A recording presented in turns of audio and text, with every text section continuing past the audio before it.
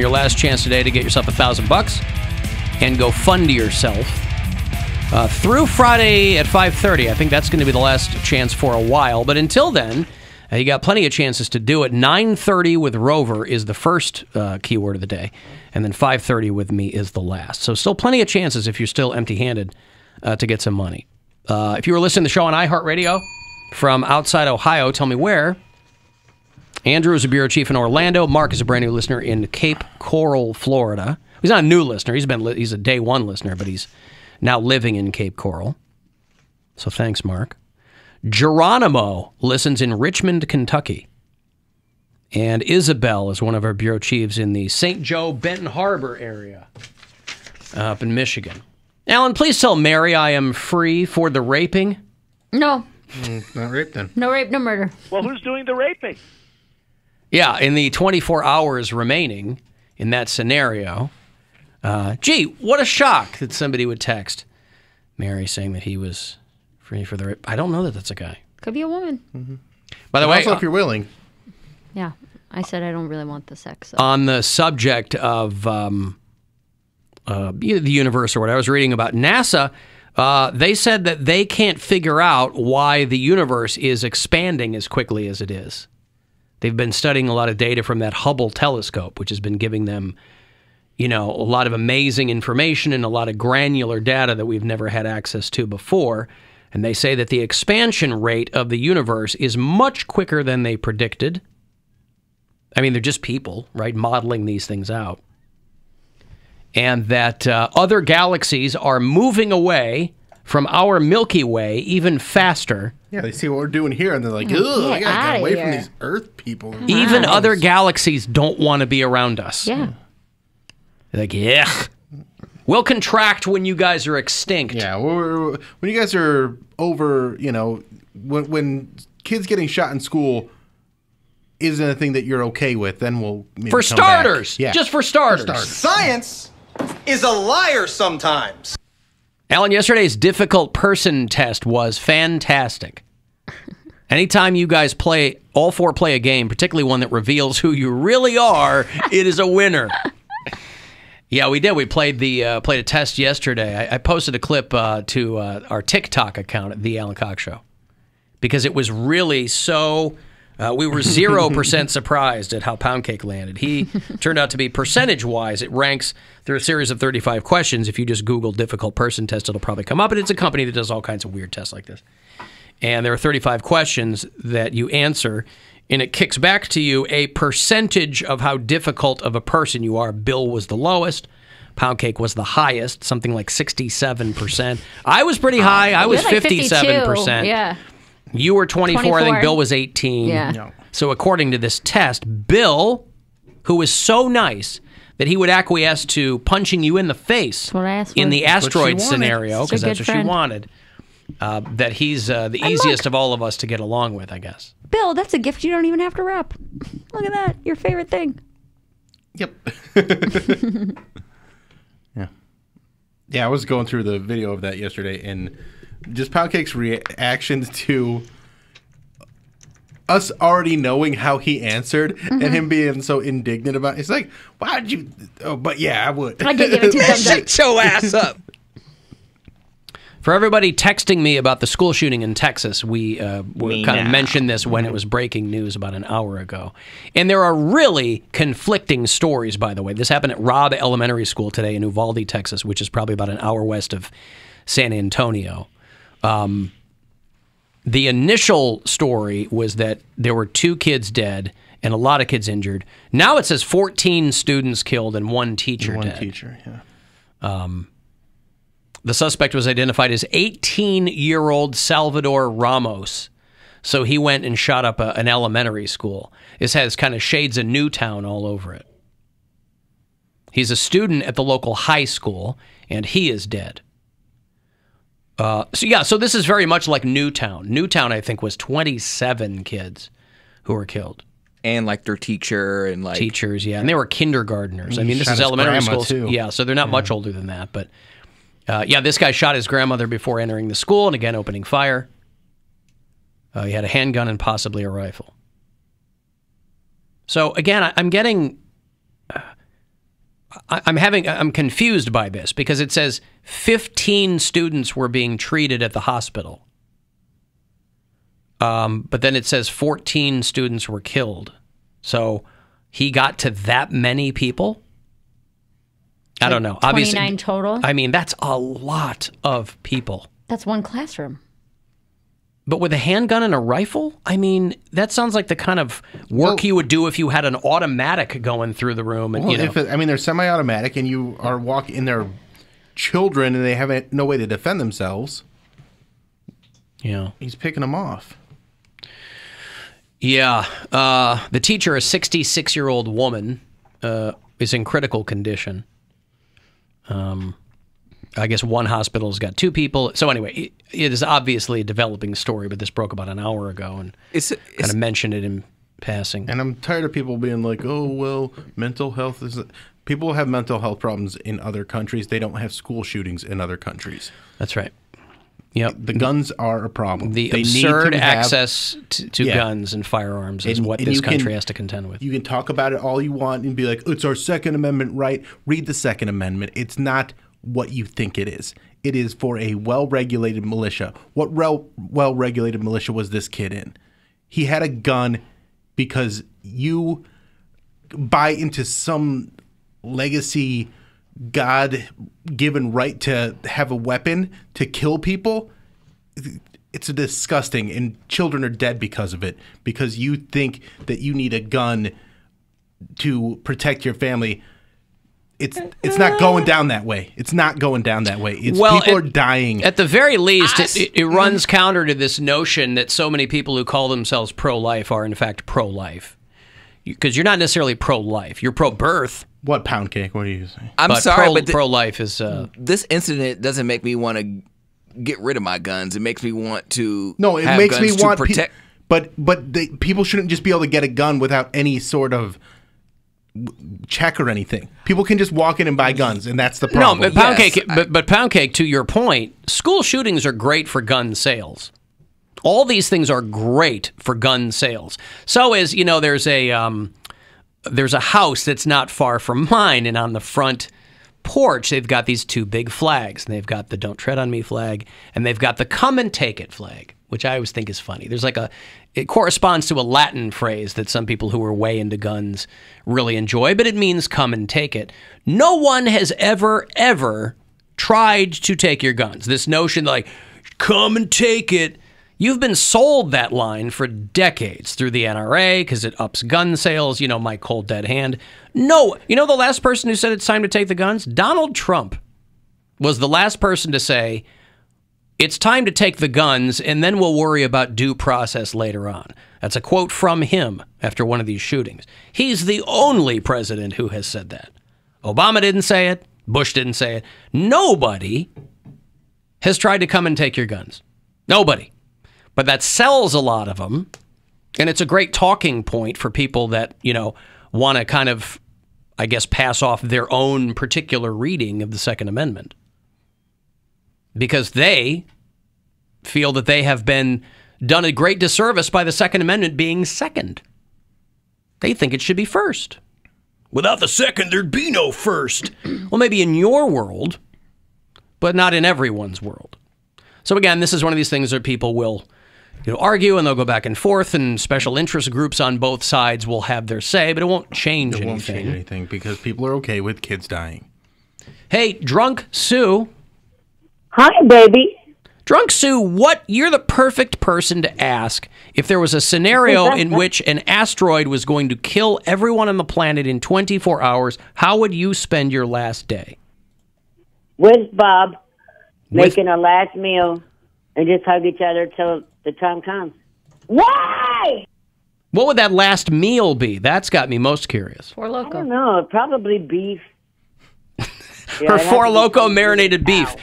Beef. Just beef. It's what's for dinner. In general. It could be beef. It's what's for dinner. Like beef stroganoff? Uh-huh. No, I'd be stroganoff. Yeah! All right, man. That's funny. Beef stroganoff. Anyway. What's up, Sue? I was just calling in because I heard Mary talking about fighting, Yep. and it got my nipples hard. I'm like, yeah, baby. You like to fight? I don't know. I don't remember asking you a goddamn thing. You're a fighter, aren't you? You like fighting. I don't like it because there's never a winner in a fight. There's never. Well, a that's winner. patently false. Most fights have winners, by definition. Well, somebody beats somebody up. Yeah. Yeah. And they might call themselves a winner, but then, you're going to feel bad after. I see what you mean. Okay, you're saying thinking rational, moral people, there's really no winner. You're speaking more from a philosophical standpoint. Exactly. Yeah, okay. But it got you all frothed up. Yeah, listen, this is one conundrum that certainly puts your high beams on, Drunk Sue. You're cutting glass over there.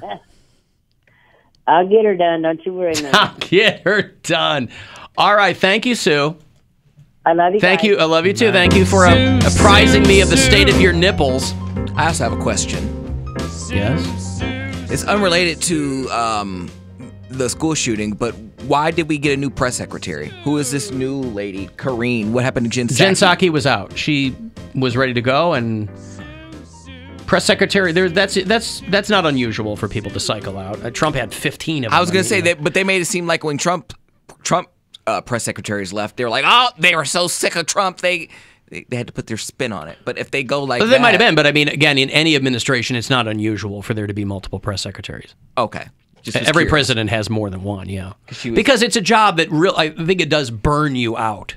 And so they'll usually have like a second in command that they prep for it. Jen Psaki, I think, is ready to go and make some money. So she's going over to MSNBC or something. So, they get out of government, they go into media or the private sector or something, and that's not unusual. Gotcha. How much Four Loko and beef could $1,000 buy you?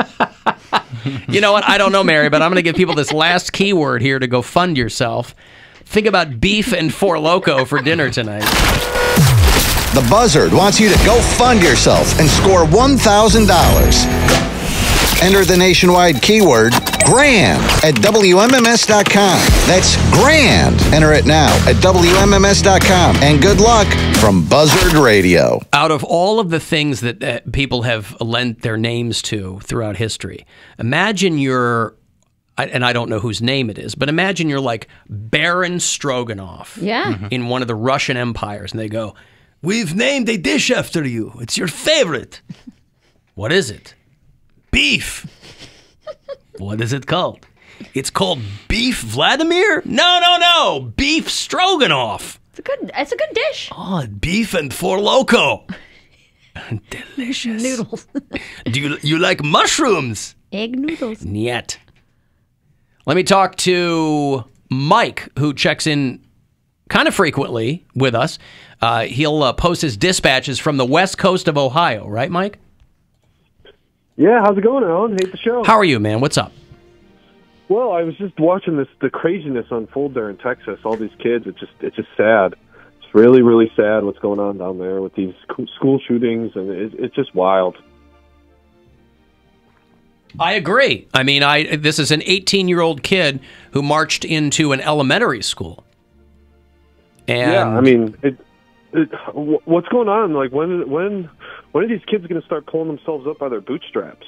I mean, you just saw the video recently of like it was a couple days ago. It was making the rounds of I think a sixth grader or a fourth grader waving a gun at the school bus. Complaining about bullying, like at least he's trying to do something. Well, I didn't see that. There was an armed kid that was. He said, "I'm not taking any more of this crap." Yep, I didn't see that. And yeah, and I mean, what kind of freedom do we have in this country when an 8-year-old can't even just go buy his own weapon, right? And take it to a gun range and learn the right way to kill other people.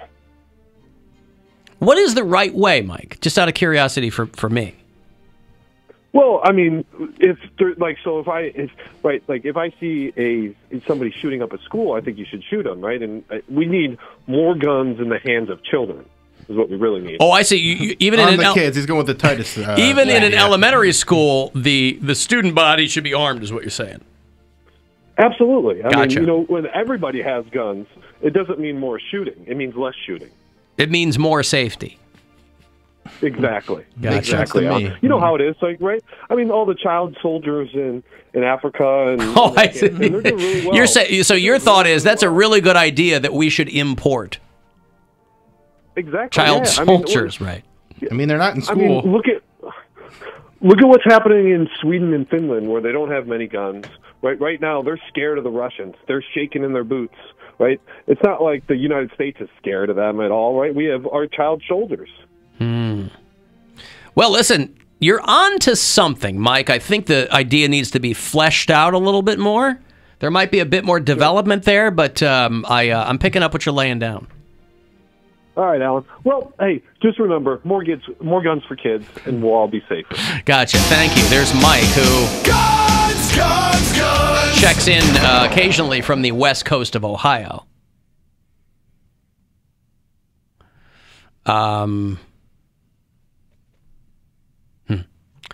Yeah, I don't know, man. It's awful, and what compounds the awfulness of it is how both sides will just yell at each other about what should be done. And, what worries me too, obviously,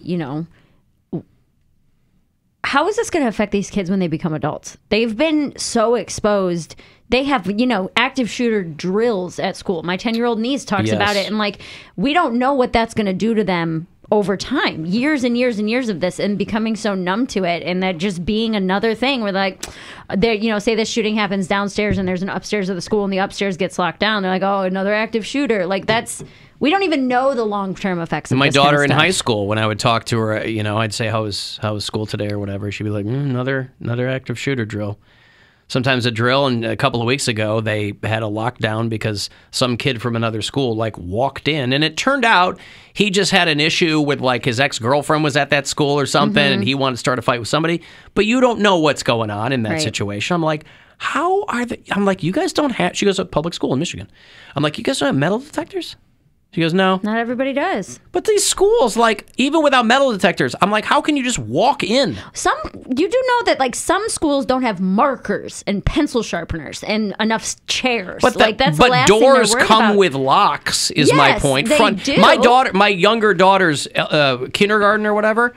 You gotta have. It's like goddamn Fort Knox. I forgot her backpack one day, and I'm standing there going "Hey, I'm just brought. I was just here." Guy's looking at me, knows who I am. Okay, let me get somebody.